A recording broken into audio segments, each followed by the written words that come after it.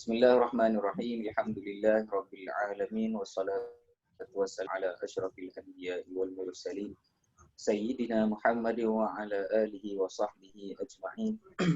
Rabbana shrah lana sudurana yassir lana umurana wahlul 'uqdatam min lisanina yafqahu qawlana. Allahumma 'allimna ma yanfa'una wanfa'na bima 'allamtana warzuqna 'ilma ya 'alim ya rabbal alamin. Sallallahu ala sayyidina Muhammad wa ala alihi wa sahbihi ajma'in walhamdulillahi rabbil alamin. Baik, alhamdulillah, semua alhamdulillah. Apa yang kita belajar sebelum-sebelum ni, dia masuk dalam kategori ilmu nahwu nama dia. Boleh? Yang dalam muka surat kad besar kita warna merah ni dinamakan sebagai ilmu nahwu lah. Iaitu dalam bahasa Melayu dia ataupun bombastik dia dipanggil sebagai ilmu sintaksis. Macam tu. Sintaksis. Sintaksis ni sintaks. Ilmu sintaks. Sintaksis. Sintaks. Dalam saya punya sijil dia tulis sintaks. Macam tu. Sijil kita kan lepas kita terjemahkan dekat kedutaan. Dia akan jadi ilmu sintaks. Ilmu sintaks ni ataupun dalam bahasa senang dia tata bahasa lah. Iaitu ilmu apa tata bahasa ni? Mengenai perbahasan mengenai baris akhir setiap perkataan. Boleh?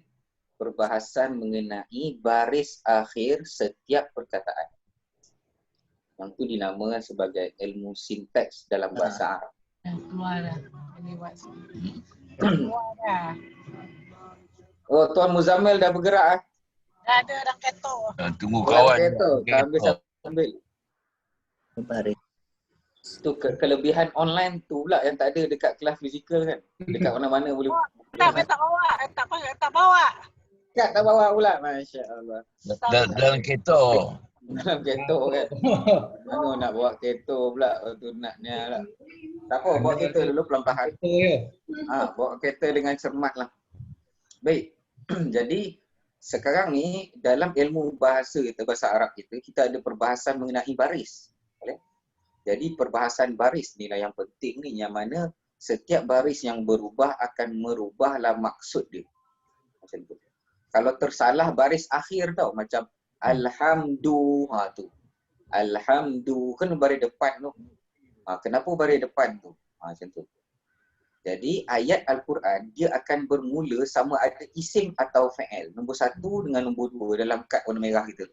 Atas sekali tu ataupun nombor 2. Yang tu secara umum dia tu sahaja. Boleh? Cuma dia ubah-ubah nama jadi inna, jadi kana, yang tu kita belum belajar. Yang ataupun fa'il yang majhul. Tapi secara umum dia ayat Quran akan bermula dengan 2 benda. Isim ataupun fa'il. Baru dia jadi point.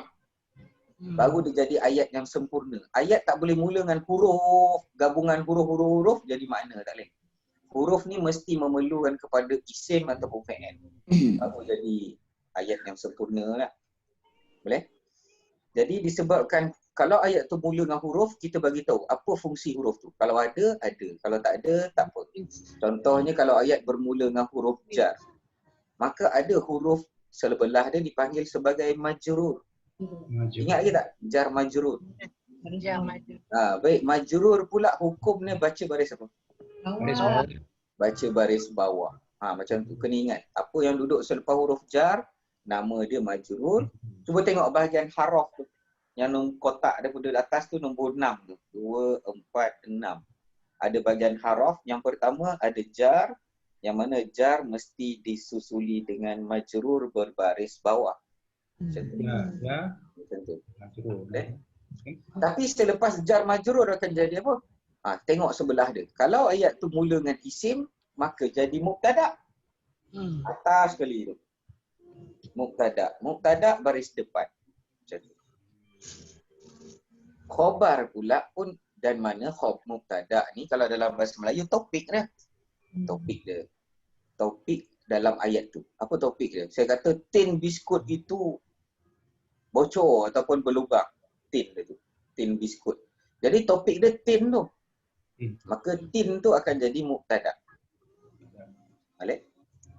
Jadi macam ni lah senang kira. Apa-apa ayat yang bermula dengan isim dianggap sebagai mubtada dan hujungnya kena baris depan. Okay.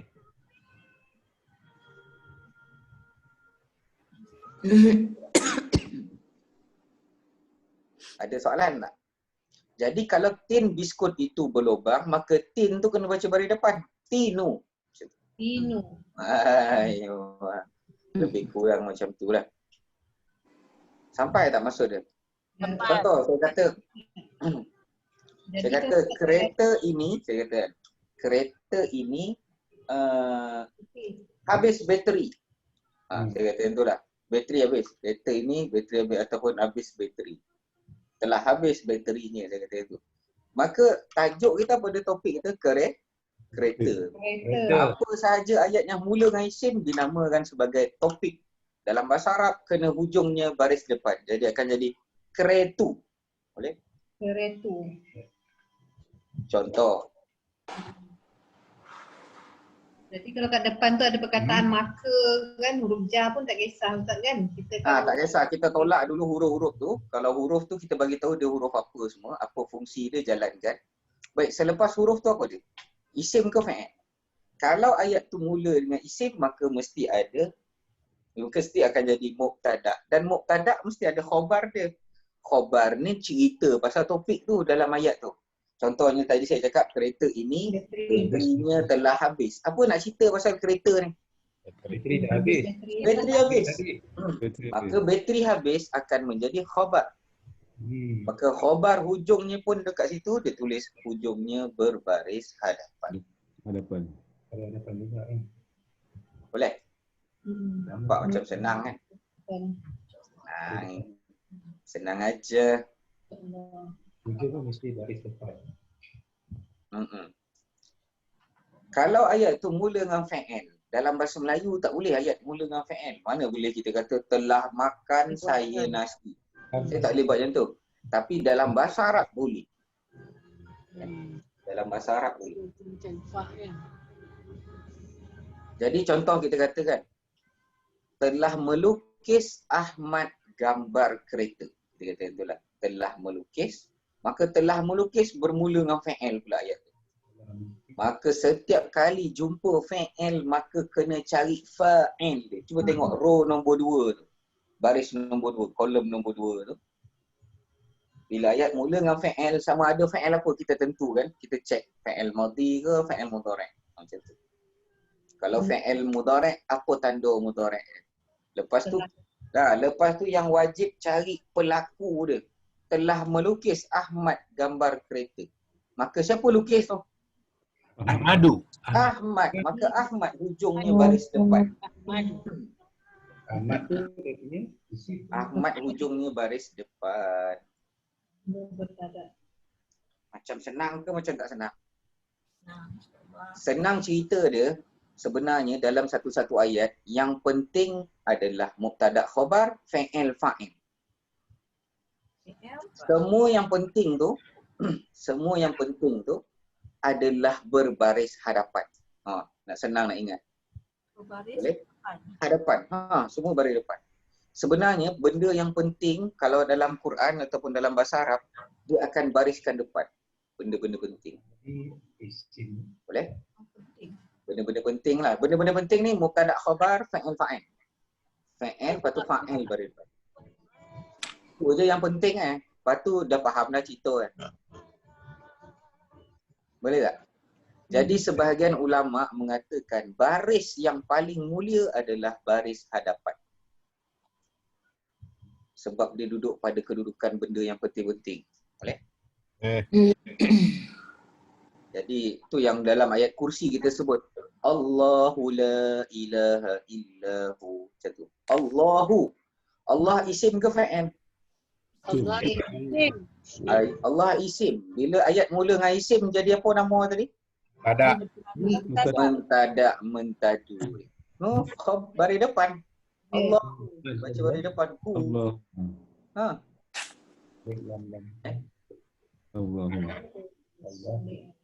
macam sampai ke macam tak sampai? Sampai kan? Sampai. Contoh saya katakan. Saya kata semalam yesterday telah membeli saya buku Lentera Ilahi. Saya kata itulah. Telah membeli saya buku Lentera Ilahi. Saya tulis itulah. Contoh saya buat itu. Dr. Zahazah saya tak baca. Baik, telah membeli semalam tu kita kira dia tu tarikh lah. Tarikh kita tak anggap dia sebagai isim mubtada ke khabar tau. Sebab bukan tu point dia. Kita nak kata semalam, yesterday, okay, yesterday kenapa? Apa cerita kan? Telah membeli. Ayat mula dengan apa tu? Telah membeli. PN. Ayat mula dengan fa'il. Maka yang wajib ada apa? Fa'il. Fa'il. Ayuh. Siapa fa'il? Telah. Saya tadi tu. Semalam telah membeli saya buku jadi apa buku? Khabar. Mangsa dia. Mangsa MB. Mangsa yang sebelah fa'il tu. Maf'ulun bih tu. Boleh? Maf'ulun bih yang bahagian nombor 2 tu, baris nombor 2 tu fa'il, maf'ulun bih. Maf'ulun bih ni mangsa ataupun objek yang terkena daripada perbuatan. Telah membeli. Beli apa? Beli buku. Buku ni akan jadi mangsa. Buku baris atas. Depan Ya? MB bersama. Mangsa. Tapi MB tak wajib lah tu. Kalau saya kata saya membeli belah semalam. Okey. Saya tak bagi tahu pembeli apa pun tak apa juga. Okay. Dia tak wajib lah.